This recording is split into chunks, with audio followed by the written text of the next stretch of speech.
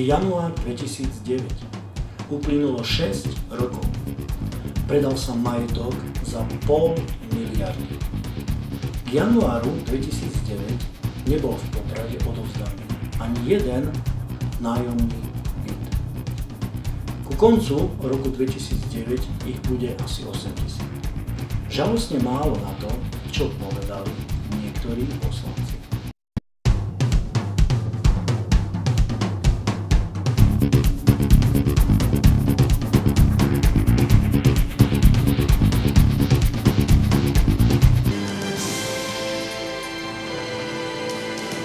Petičná akcia rozvírila hladinu pozornosti aj u poslancov mestského zastupiteľstva. Tu sú ich reakcie. Pod túto petíciu by som sa určite nepodpísal. Mňa celá táto kauza osobne uráža, pretože si myslím, že je vykonštruovaná a vyzerá to tak, ako by sme v zastupiteľstve robili niečo nezákonné, ktoré sa získajú predajom rôznych nehnuteľností, sa neprejedia. Budú účelovo viazané, pretože mesto deklarovalo, že chce stavať byty, ale na to, aby ich mohlo postaviť, potrebuje pozemky, keďže ich nemá, musí ich kúpiť. A keď chceme, aby ľudia z Popradu neodchádzali, potrebujeme im vytvoriť nové byty, potrebujeme im postaviť byty a toto je jeden zo spôsobov. Kauza, urazený, mesto nemá pozemky, čo sa neskôr predalo za 0,5 miliardy. Je január 2009. Mesto nemá hotové žiadne byty nájomné. Pani Mezenská ako autorka, k tej môžem povedať len jedno. Je to pekná mladá žena, ale to je asi všetko to pozitívne, čo jej všemohúci nadiali. Pán poslanec Bystrý čestného znevažuje a potom cez nastrčenú osobu mestský majetok pre seba kupuje.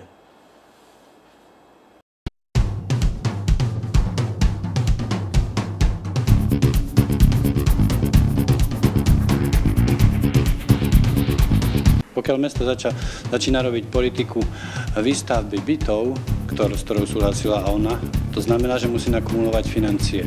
Financie sa kumulujú spôsobom od predaja majetku, ktorý mesto nepotrebuje, prípadne ktorý nevie efektívne spravovať.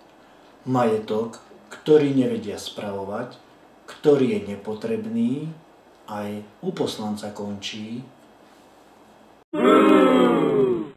Osobne sa mi zdá, že skôr je to o osobných politických ambíciách ako o službe občanov.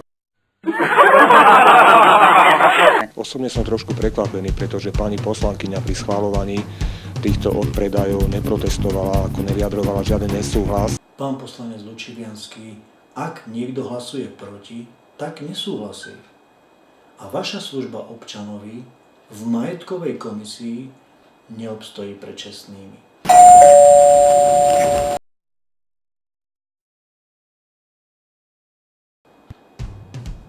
Je január 2009. Uplynulo 6 rokov. Predal sa majetok za 0,5 miliardy. K januáru 2009 nebol v Poprade odovzdaný ani jeden nájomný byt. Ku koncu roku 2009 ich bude asi 8 000. Žalostne málo na to, čo povedali niektorí poslanci.